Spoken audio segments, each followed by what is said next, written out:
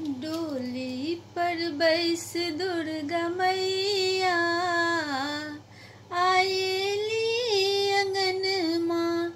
डोली पर बैस दुर्गा मैया आएली अंगन माँ। एली अंगन माँ हेली अंगन माँ। डोली पर बैस दुर्गा मैया आएली अंगन माँ। गंगा जल ले चरण पखारब। गंगा जल ले चरण पखारब। कमलक आसन पर मैया विराजब। कमलक आसन पर मैया विराजब। मैया के महिमा अपार है। मैया एली अंगन माँ। मैया के महिमा अपार है। मैया एली अंगन माँ। डोली पर बैस दुर्गा मैया आएली अंगन माँ। लाल पियर फूल के माला बनायब। लाल पियर फूल के माला बनायब। अगर कपूर के दिया जड़ायब। अगर कपूर लाए दिया जड़ायब। मैया सा मांगब आशीष है। मैया एली अंगन माँ। मैया सा मांगब आशीष है। मैया एली अंगन माँ। डोली पर बैस दुर्गा मैया आएली अंगन माँ। लाल लाल साड़ी अरे चुनरी मंगायब। लाल लाल साड़ी और चुनरी मंगायब। हीरे मोती सजारी मढ़ायब। मैया के देवन पहराई है।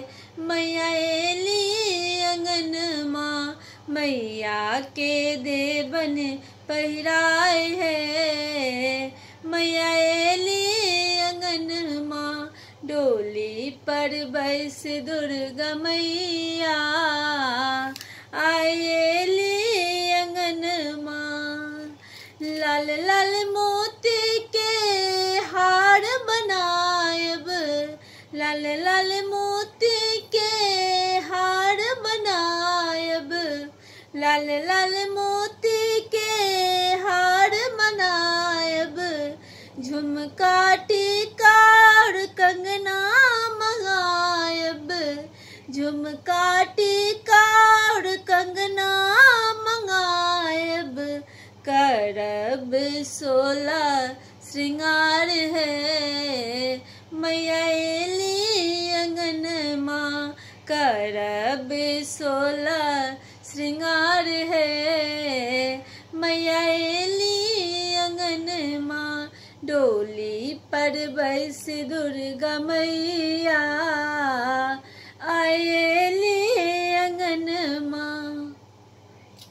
सिंह पर सवार मैया चम चम चमकथे। सिंह पर सवार मैया चम चम चमकथे।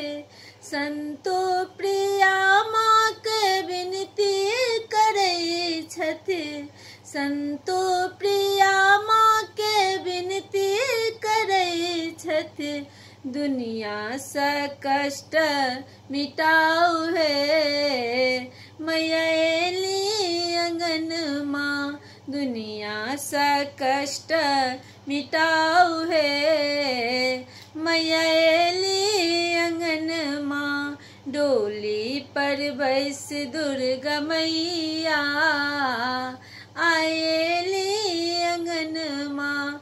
डोली पर बैस दुर्गा मैया आएली अंगन माँ।